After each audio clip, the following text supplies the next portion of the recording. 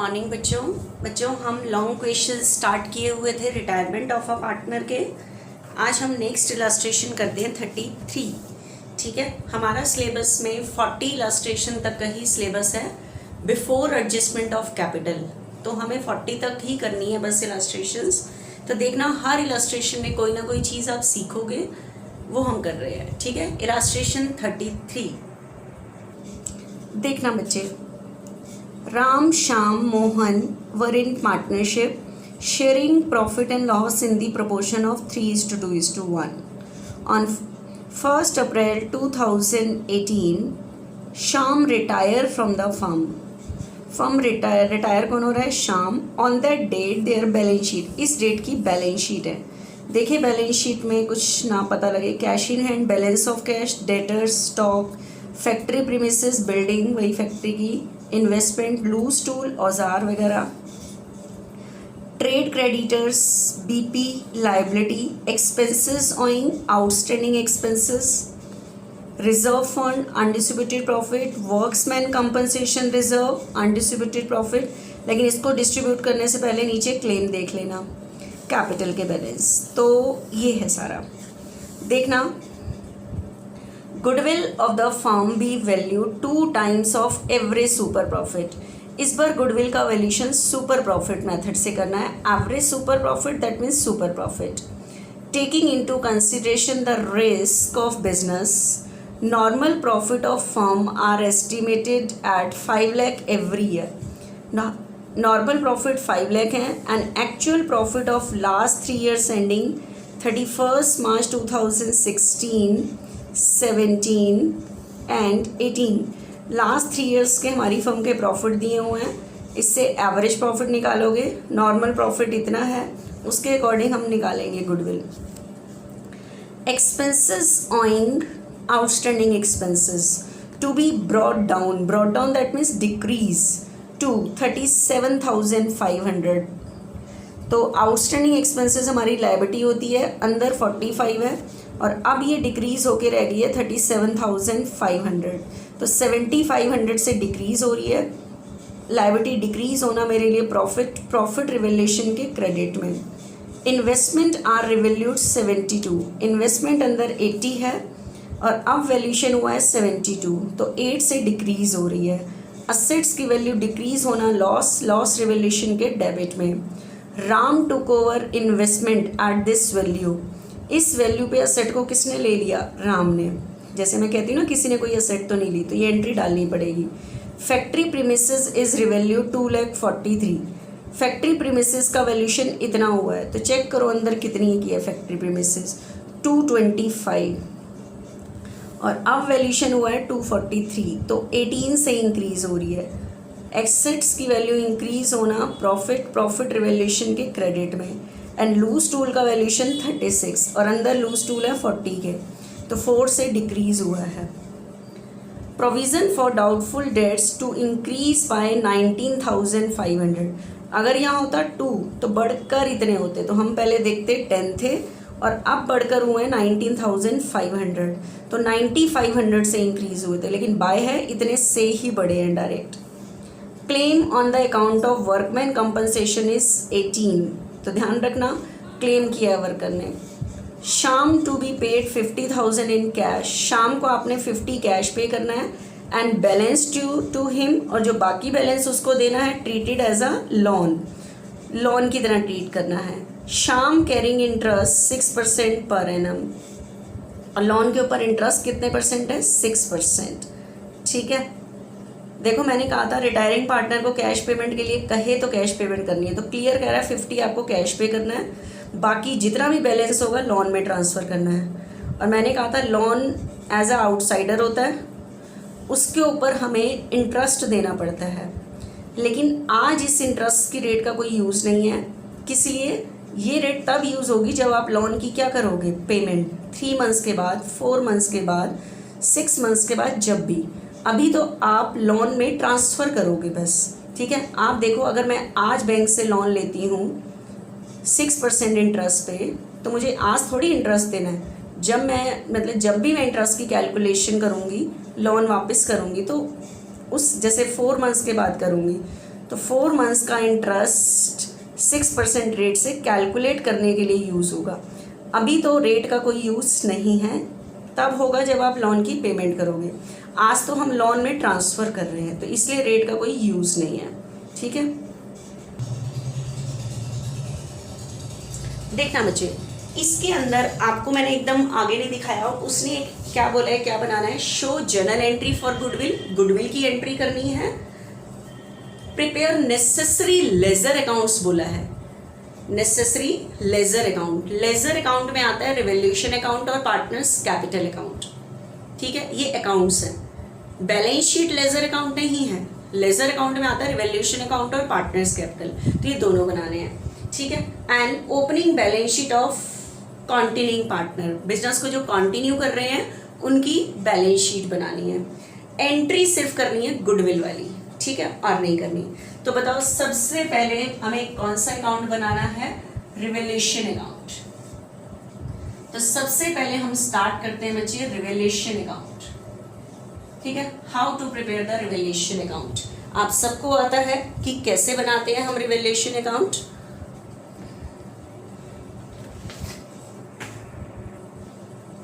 देखना बच्चे, अब लाइन से चीजें पढ़ना रिवैल्यूएशन की।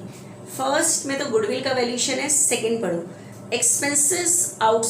एक्सपेंसेस ऑइंग मतलब outstanding expenses to be brought down, that means decrease ₹2,37,500। Outstanding expenses कम होकर इतने रह गए हैं, तो चेक करो बैलेंस शीट में है 45 और अब कम होके रह गए हैं 37,500। तो कितने से डिक्रीज हुए हैं, 7,500। तो लायबिलिटी डिक्रीज होना मेरे लिए प्रॉफिट, प्रॉफिट रिवैल्यूएशन के क्रेडिट में, तो आपको अपनी एंट्री में रिवैल्यूएशन को क्रेडिट रखना है। दूसरी तरफ लायबिलिटी का नाम, तो expenses owing account debit to revaluation, तो रिवैल्यूएशन के क्रेडिट में बाय एक्सपेंसेस ऑइंग, ठीक है, 7,500। आगे चलो, उसके बाद है बच्चे investment are revalued at 72,000। Investment का वैल्यूएशन 72 हुआ है। अंदर चेक करो इन्वेस्टमेंट कितने की है, 80। अंदर इन्वेस्टमेंट है 80 की और अब वैल्यूएशन हुआ है 72। तो इन्वेस्टमेंट 8 से डिक्रीज हो रही है। असेट की वैल्यू डिक्रीज होना मेरे लिए लॉस, लॉस रिवैल्यूएशन के डेबिट में, तो आपको अपनी एंट्री में रिवैल्यूएशन को डेबिट रखना है। तो एंट्री बनेगी revaluation account debit to investment, तो रिवैल्यूएशन के डेबिट में to investment 8,000। Next, factory premises are revalued 245। Factory premises का वैल्यूएशन 243,000 हुआ है और अंदर है 225 की और अब वैल्यूएशन हुआ है 243, तो 18 से इंक्रीज हो रही है।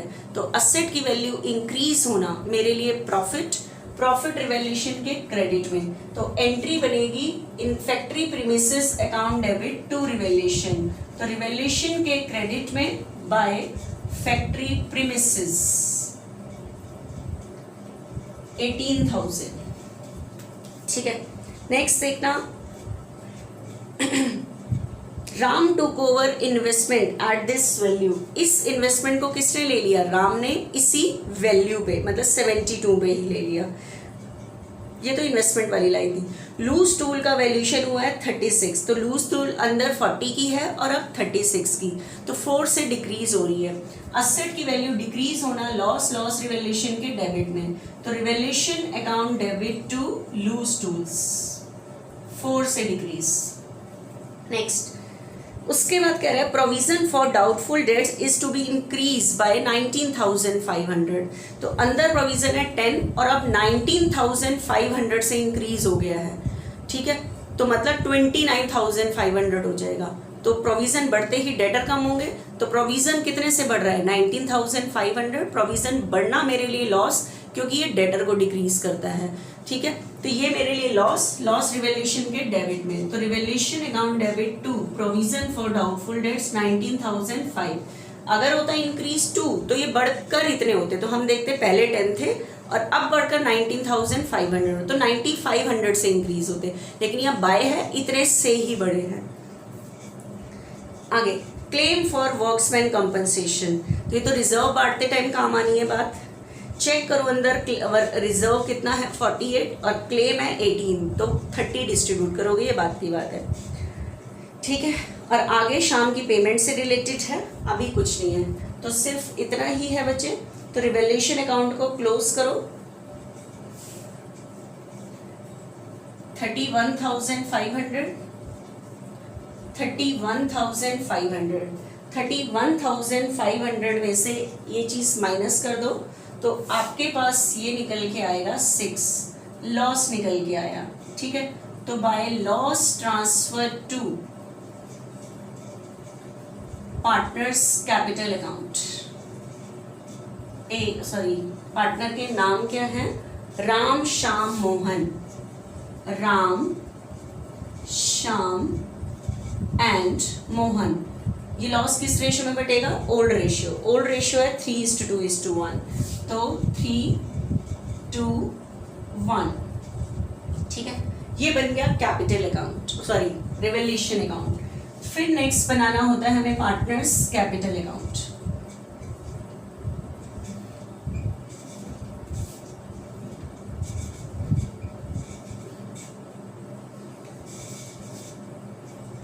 Partners capital account,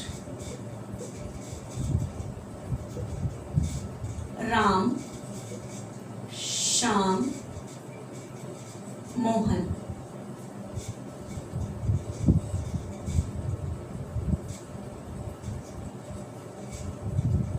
Ram Shyam और मोहन, ठीक है। ये कैपिटल अकाउंट, तो देखना एक बारी कैपिटल अकाउंट में थोड़ा सा। कैपिटल अकाउंट में जैसे मैंने आपको सीक्वेंस बताई थी, आज इट इज स्टार्ट करो।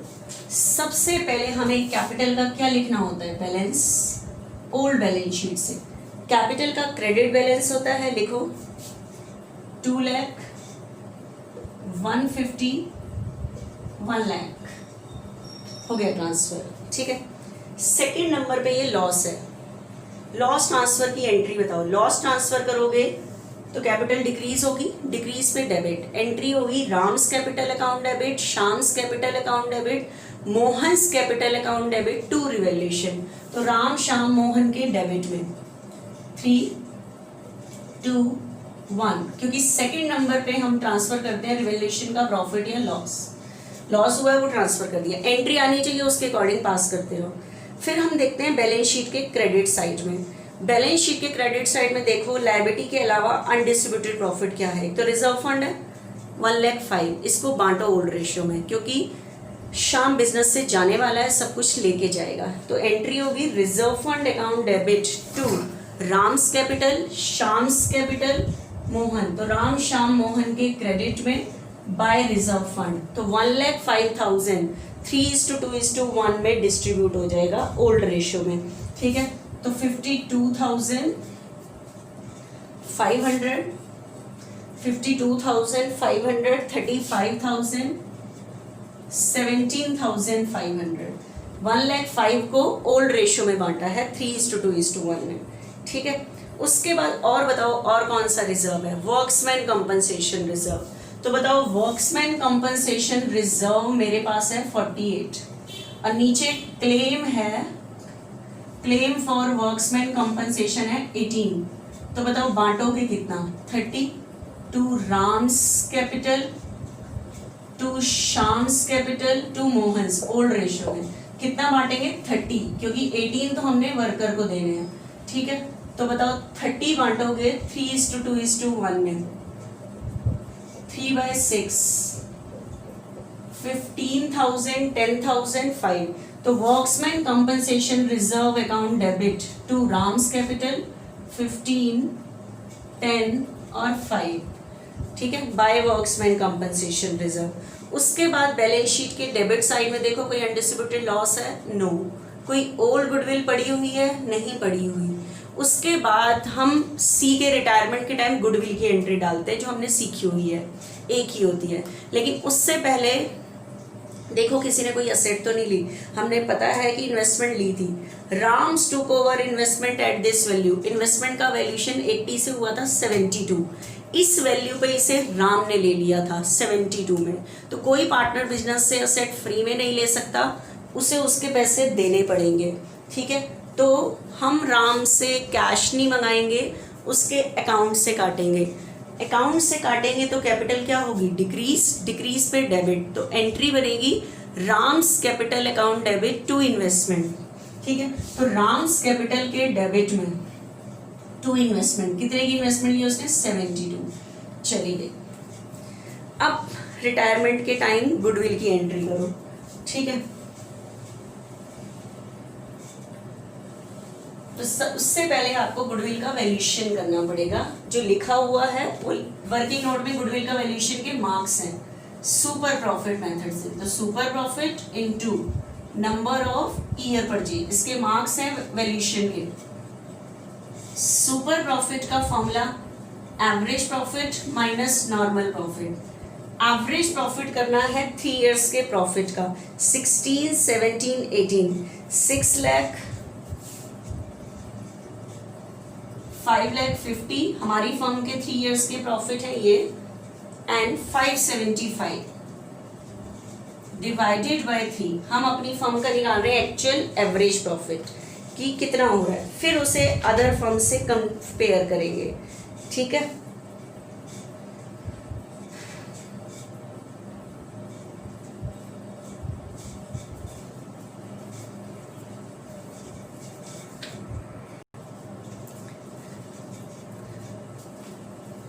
ठीक है, तो इसका टोटल करो 17,25,000 डिवाइडेड बाय 3,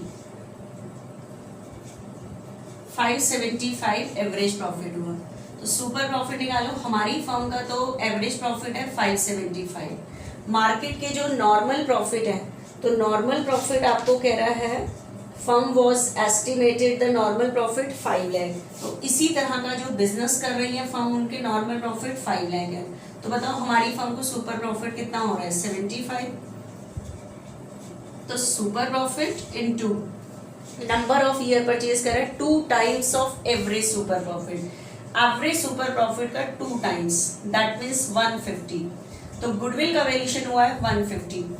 तो पार्टनर की रिटायरमेंट पे रेशियो है 3:2:1, राम, श्याम और मोहन।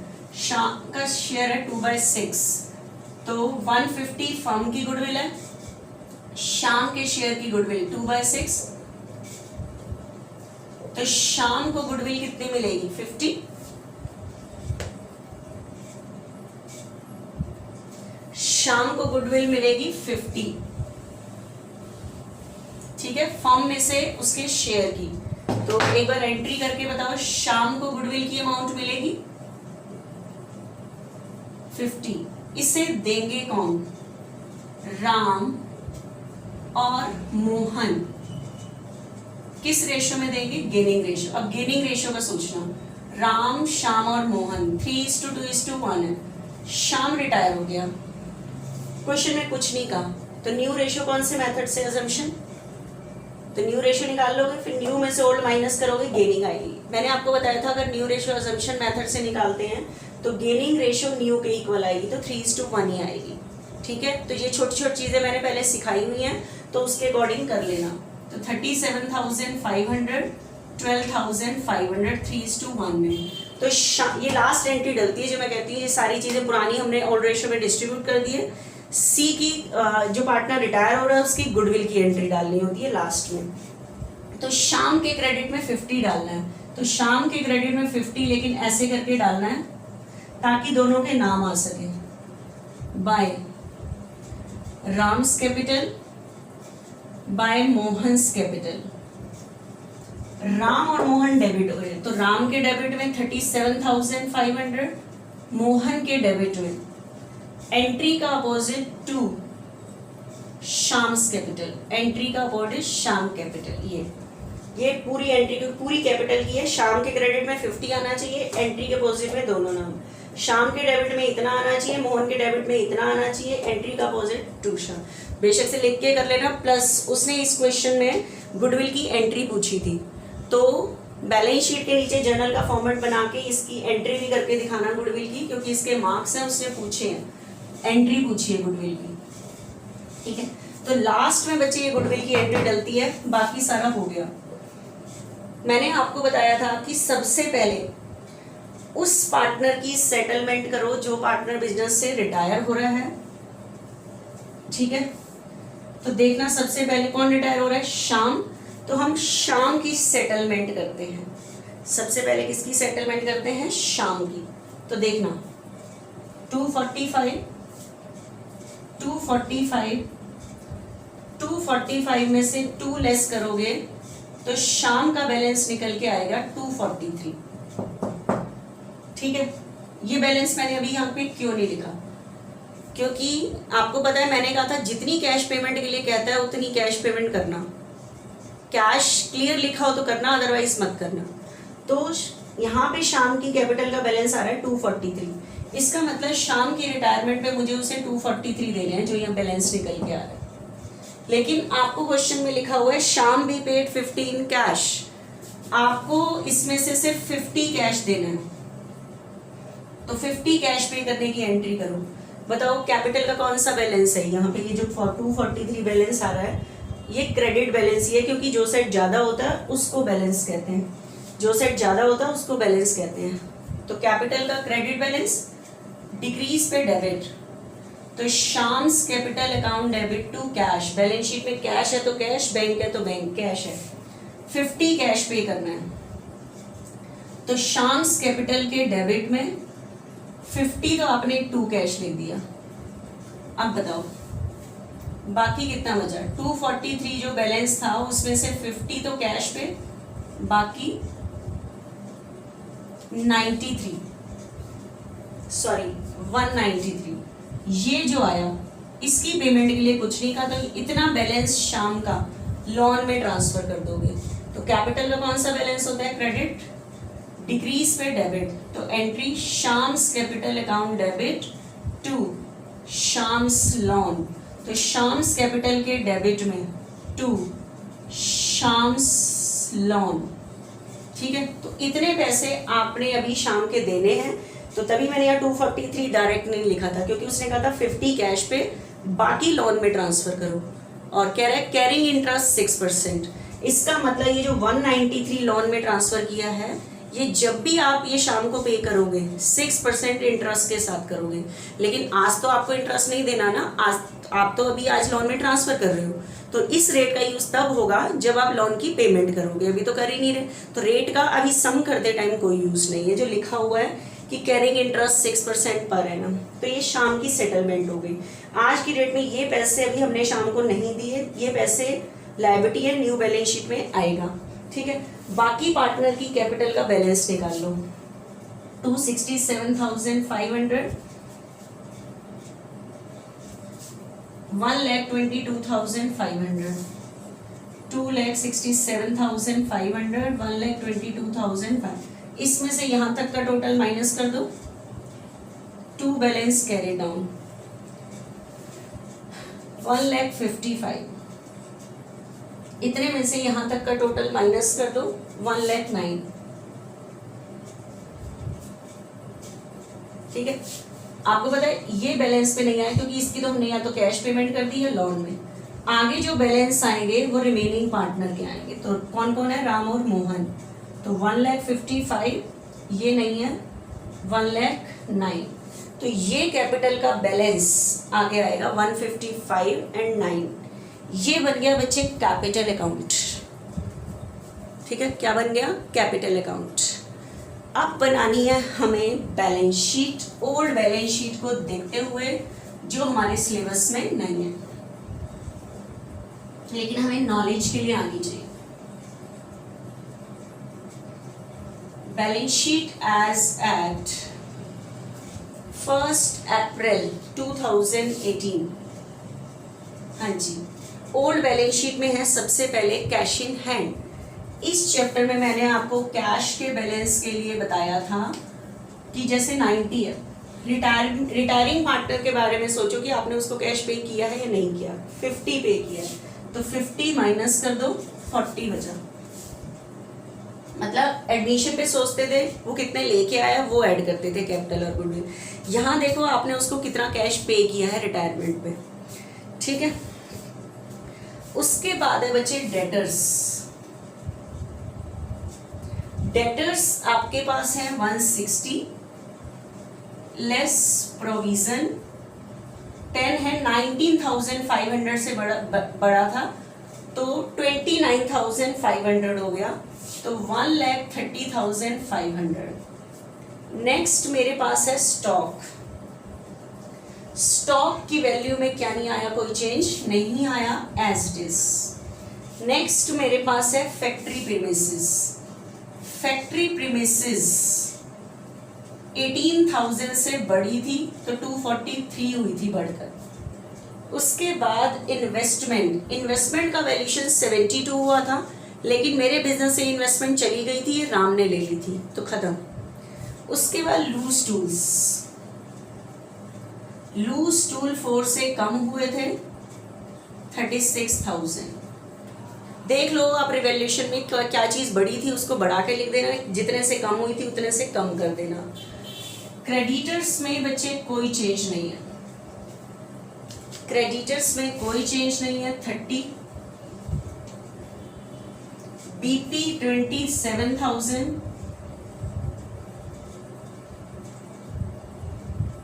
बीपी में एक्सपेंसेस ऑइन, एक्सपेंसेस ऑइन ये कम 7,500 से हुए थे तो 37,500 रह गए थे, कम हो गए। रिजर्व फंड डिस्ट्रीब्यूट हो चुका है।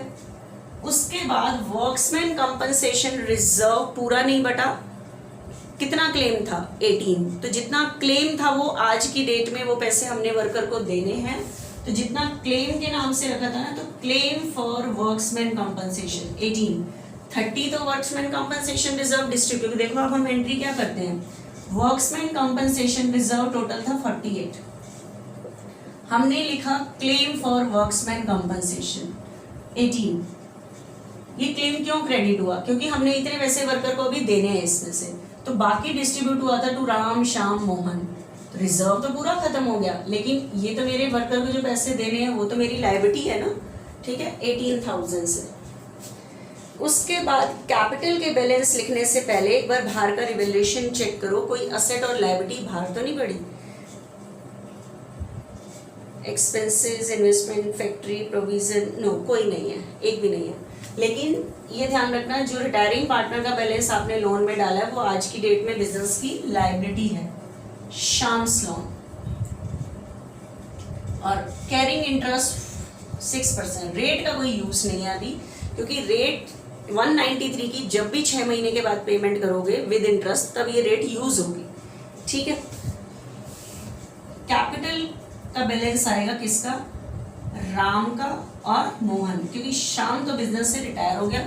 और ये वाला बैलेंस 155 एंड 1,09,000 आपकी बैलेंस शीट क्या कर जाएगी, मैच कर जाएगी, ठीक है। इस तरह से लॉन्ग क्वेश्चन अटेम्प्ट करते हैं रिटायरमेंट का, और ये एग्जाम में 8 मार्क्स का क्वेश्चन आता ही आता है, ठीक है।